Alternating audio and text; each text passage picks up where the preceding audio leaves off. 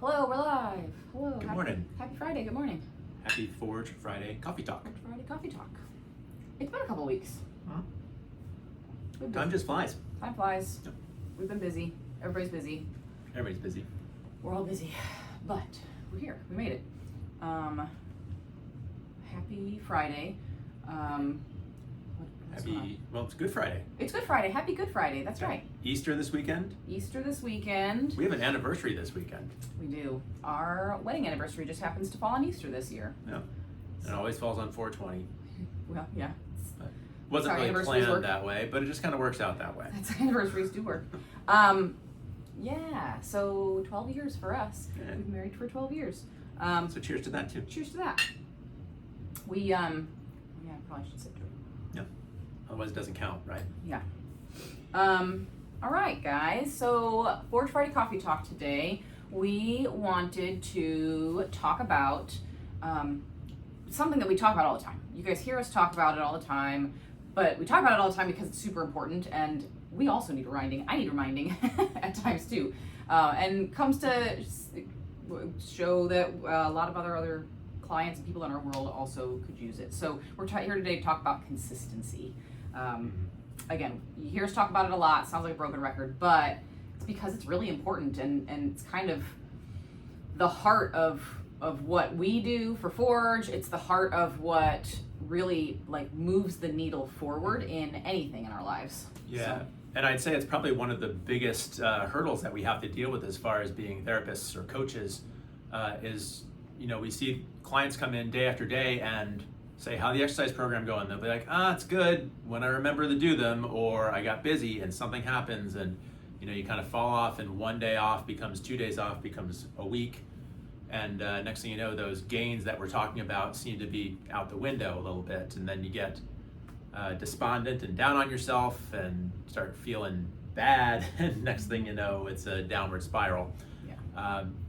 So yeah, we just try to find that consistency of being able to do all of these exercises that we're asking people to do for your own benefit, for our benefit, trying to achieve the goals that we're trying to achieve. And we're just trying to find some ways to make it easier to stick to these programs. Yeah. And I think if y'all are part of our Forge Flame newsletter, the email that went out this morning that Paul wrote about was this exact thing, consistency, and how intensity plays a role with consistency. So, hold that for a second. This is driving me crazy. I need to turn this just a little bit. My OCD kicking in. Intensity.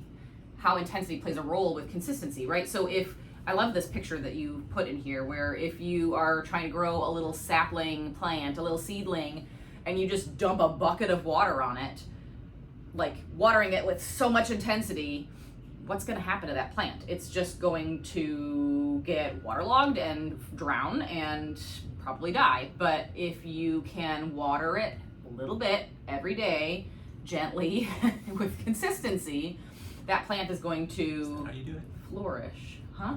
Yeah.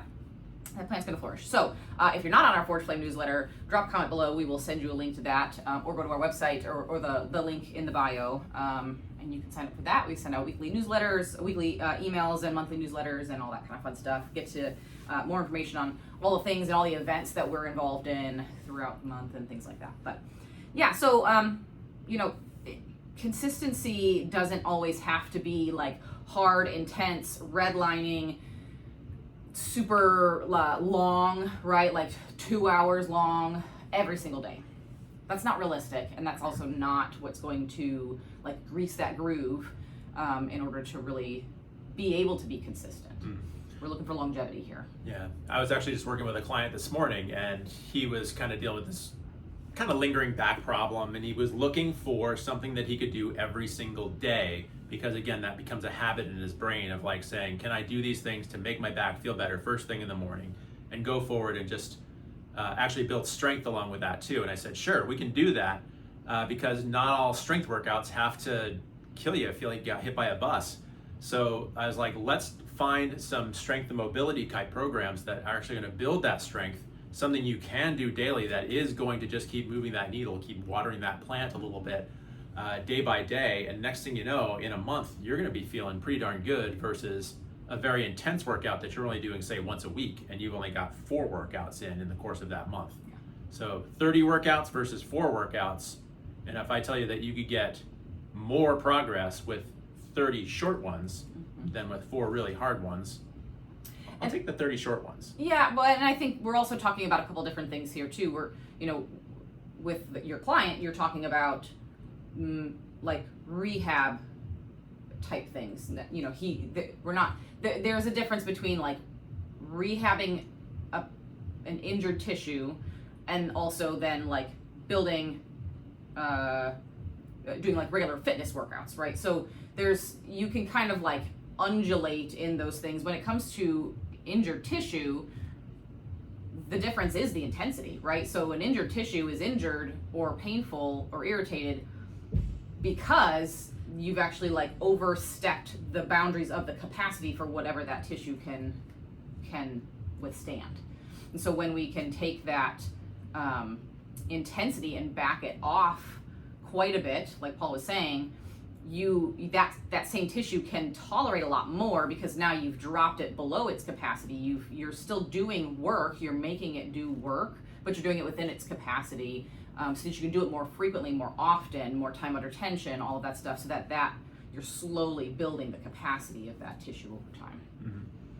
That injured tissue, so that way it becomes more resilient, and then that same tissue can withstand higher loads, the higher doses and higher intensities once in a while, because those are still the higher intensity. If we're talking about fitness, the higher intensity stuff is helpful, and there's a time and a place for it. But if we're talking about like rehab and injured tissues, irritated tissues, well, really, I mean, we're kind of on a spectrum of that. Yeah. So it's not like we're doing just rehab or just fitness. Right. There's a lot of middle ground in there too. So all tissue is adaptive to whatever you're doing to it or not doing to it. So like I said, let's go with that lower intensity, especially when we are transitioning from more of that rehab-y type stuff and trying to get people into this higher level of activity where they can tolerate daily activity. You're going for a run, or you're going to the gym, or training jiu-jitsu, or whatever that is. We want your tissues ready to be able to handle whatever the day is going to throw at it. So I think doing that steady, intense, lower intensity, steady, consistent work is what's going to be the best long term for making you ready for whatever life throws at you. Yeah, for sure. Yeah, I think that's we talked about that, a whole nother topic of how we at Forge do tend to, we ride that line of a spectrum of rehab versus fitness, right? Like we can span that whole consistent realm there. We're not just physical therapists. We're not just personal trainers, strength coaches. We can do all of it, and we do take people. I think there's an importance to going from one into the other, like you were saying. Like doesn't have to be doesn't have to be one or the other, black or white. It's a consistent spectrum of injured tissue. Yes, we have to kind of rehab it, but then we slowly move our way and changing the intensity appropriately into more of that fitness realm so that you are prepared for the everyday stuff. Yeah, and that can change fluid day to day too. So say if you did Murph or something like that and you're just feeling totally smoked, well, yeah, then let's change our training aspect. You're not going to say sit on the couch and do nothing, but like let's work a little bit more on muscle recovery stuff over here. The program that day starts looking a little bit more rehab-y versus someone who's coming in getting ready for Murph, and we're going to start building intensity so that they can actually perform at that level. Right. Yeah. Speaking of Murph, we're about 5 weeks away from Murph, I think. Yeah. 5 weeks on Monday. All the Murph prep starting now. So yeah, we'll probably be talking about that in the next couple of weeks. But anyway, so just to finish off, we wanted to touch base on a couple of like tactics, a couple of tools you can use to help you stay more consistent. Again, this was part of the email that Paul put out this morning, but I think these are just good to note because it's, they're common sense things, but also sometimes we just forget. It's easy to get kind of lost and caught up in the grind of day-to-day stuff. So first and foremost, we kind of already mentioned, keep it short and keep it focused. You don't have to, it doesn't have to be 2 hour long, even for a fitness workout, it doesn't have to be 2 hours, right? You can get a lot done in a short amount of time. When you're focused and intentional with something.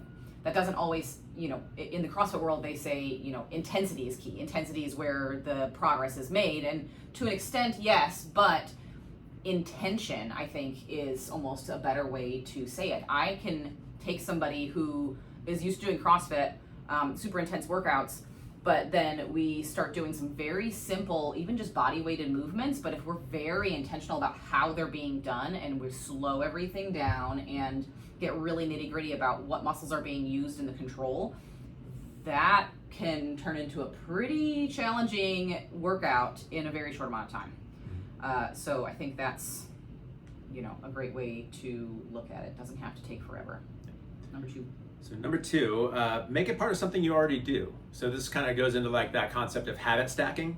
So just kind of carve a set time to be doing something, and whether that's like while you're making your coffee in the morning. So again, it doesn't have to take long, it's just a few minutes. Or you like watching TV, or a certain show you want to watch at 7:30. Kind of just make that your time to be doing these things with, again, you're intentional about doing it, but you can do it while you're doing something else, or just kind of have that time in your head set apart for, this is when I'm doing this action.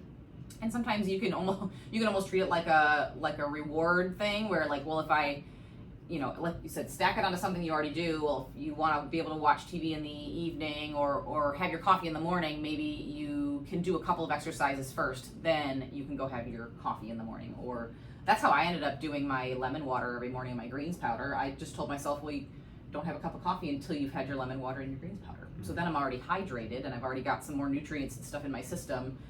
Then I can drink my coffee. Because that's the one I really want, is the coffee. So habit stacking is great. Make it part of what you're already doing. Number 3, keeping your space ready. Have a dedicated place in your home, even if it's just a little corner in your bedroom. It doesn't have to be a whole room or a gym that's got all this fancy equipment, like a fancy gym garage. It doesn't have to be that. If it is, cool, but just have a little corner set aside where you have some of the pieces of equipment that you might want to use. Something like a foam roller, a yoga mat, some of those elastic bands. Just have those things kind of out and ready as reminders that every time you walk past it, you can just pop on your mat real quick and do a couple of things. Especially for those of you who are working from home still. A lot of people still working from home through COVID, and I think that you have more freedom to just get up and do a couple things before you get back on your computer. So. Yeah. Or I even was talking this morning with my client about standing at your desk and doing like a little quad stretch. Like you can do a quad and hip flexor stretch while you're standing at your desk. Just put your foot up on your chair and really focus on keeping that posture up nice and tall. Legs up behind you. You'll feel a great stretch up through your quad, and it really kind of undoes a lot of all that time we spend sitting in that flex position. Yep. So just little things like that. Yep. Number 4 is good for you, John. Number 4. Oh, we're tracking. I'm terrible at this. Tracking's my jam. So whether you want to just put something on your calendar or check mark, or you have some little app that you like to use, even just old school pen and paper, just writing down the things that you're doing, that which gets tracked gets managed. So if you're, say, doing your stretches for 5 minutes every day, well, just make that 5-minute check mark on your calendar, and then you can see that little progression of day by day. You've made those check marks every day, and almost like you can kind of gamify it in a way, because then you don't want to break that chain of check marks. So works for me. It works for me for like a day or 2, and then I get, or a week maybe if I'm lucky, maybe 2. I don't know. I have a hard time with that one, but I know the benefit of it. I definitely can see the benefit of it. I have a hard time with it, but yeah, and to be fair, I probably do track things in other ways. Maybe I probably track things in ways that aren't even like maybe a traditional way of tracking things. I'm sure. I mean, you got your Whoop on your wrist, right. So it's like you're tracking your sleep, and it's you're looking at these things. It's not completely out of mind, but you can track whatever you want. You can go totally overboard with it, like I probably do, but.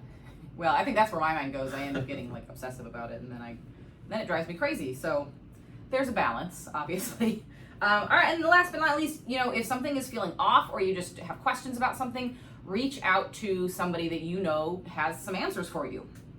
Right? Reach out to us. We are always available for questions, whether you're a client of ours or not. We just want to help our community locally and globally with our jiu-jitsu community. We just want to help everybody feel, or help everybody stay healthy and active and moving throughout the lifespan. So reach out. You can always send us DM, comments on our videos if you have questions about something specific.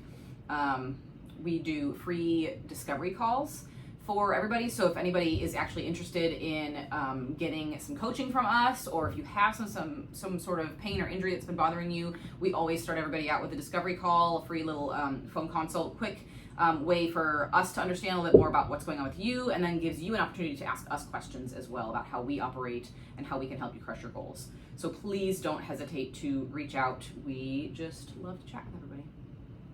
Sounds good. I think that's about it. Consistency doesn't mean perfection. That's one that I need to tattoo on my forehead. But yeah, just showing up. That's all. That's actually kind of my thing, my motto for the years. Just show up. Just gotta show up. That little bits add up to big bits over time. So, all right, I think that's good. Happy Friday. Happy Easter weekend. Hope you all have a lovely holiday.